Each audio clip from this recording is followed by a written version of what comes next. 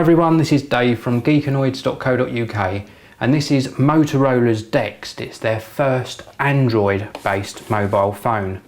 I'm just going to show you what you get inside the box. This has been out with other reviewers, so it's going to be a little bit more neatly packaged than this, but this is the Motorola Dext handset.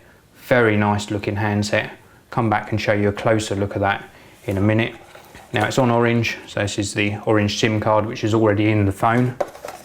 And then underneath that top panel there, we get a USB cable for charging and synchronizing the device, should you wish to hardwire that into a computer. We also get a power plug for your country. Well, we're in the UK, so we've got a 3-pin power plug. And then on the top of the power plug, we've got a USB connector.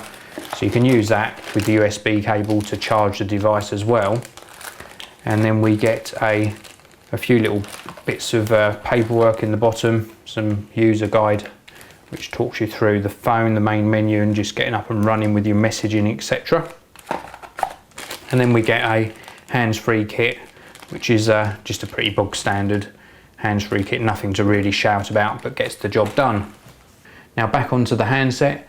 As I say, this is called the Motorola Dext, and it offers up a 3.1 inch screen. The screen actually runs at 320 by 480 resolution.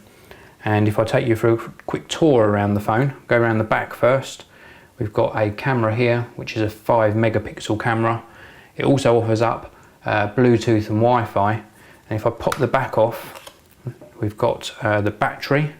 Now this is a big battery. This is a 1420 milliamp hour battery, and in my tests with medium use I've been getting about 2 days, maybe almost 3 days on some occasions between charges. SIM card goes in here, and then the micro SD card goes in here. Supplied with the handset, you get a 2 gigabyte micro SD card. The back goes on quite easily, just a simple matter of slotting it back on like so. And then around this side of the handset, we've got a silent switch here, or a hold switch. We've also got a rocker switch for the volume up and down. Then we've got the charging socket here, and then round the other side of the device, we've got some dedicated keys for the camera, which is very useful. On the top, we've got a standard 3.5mm jack, great for music, and the bottom of the device is completely clear. Now, opening up, we have got a slide out keyboard. Now this is a nice addition.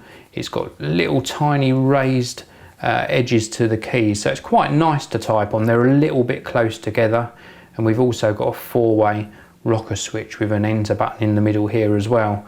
So nice addition, the fact that Motorola have included this slide out keyboard.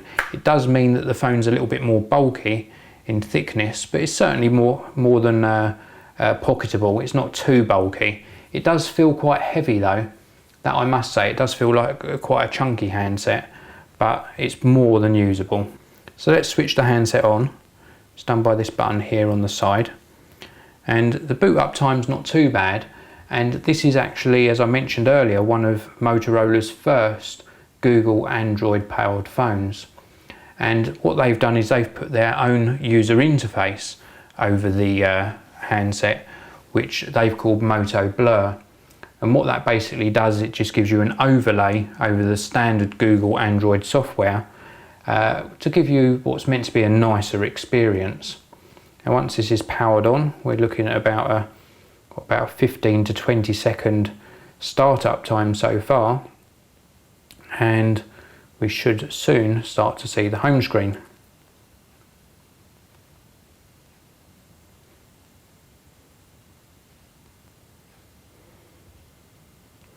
So here we have the home screen.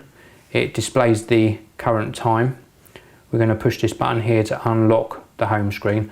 And what the Moto Blur interface does is it brings all of your media together on the one screen. So this is things like weather, which is currently updating, your messages, Facebook and Twitter feeds, and other feeds can be brought to this home screen as well. Now, as well as these feeds, we've also got the normal access to the Google Android operating system, which we can scroll up and down. So we can scroll up. It scrolls quite nicely as well. As you can see, you've got things like Google Maps on there, Gmail. We've also got at the bottom here YouTube, which is pretty standard on all mobile phones now. We've also got Quick Office, which is great for viewing PDF documents and those office documents whilst you're out and about. And it works very well, and if I want to slide that down, we can slide it down like so. And then standard to the Google Android operating system, we've also got this status bar at the top, which we can slide down. It's showing me I've got some new emails to read, and if I'd had text messages in, it would also display those there as well. And then you can slide that back up out of the way. And then we've got access to the Dialpad, where we can dial in some numbers to call. And then once this is up on the screen, we can go through to recent calls, frequent calls, and also speed dials. And then we can also gain access to our contacts as well. And all of these contacts are pulled down from the cloud as such, or from my Gmail account, and they're pulled down onto the handset for easy access. The buttons here are fairly straightforward. If I want to go back one step, I can go back one step with this button here, or if I want to go right back out to the home screen, I can push the home screen button here. And then when I want to use this button is for accessing the menu, which is relevant to whichever screen I'm in. So if I was in an application, this menu pop-up would be very slightly different. As I said, the keyboard is very nice. When you flick open the keyboard, it does actually rotate the screen round to landscape mode.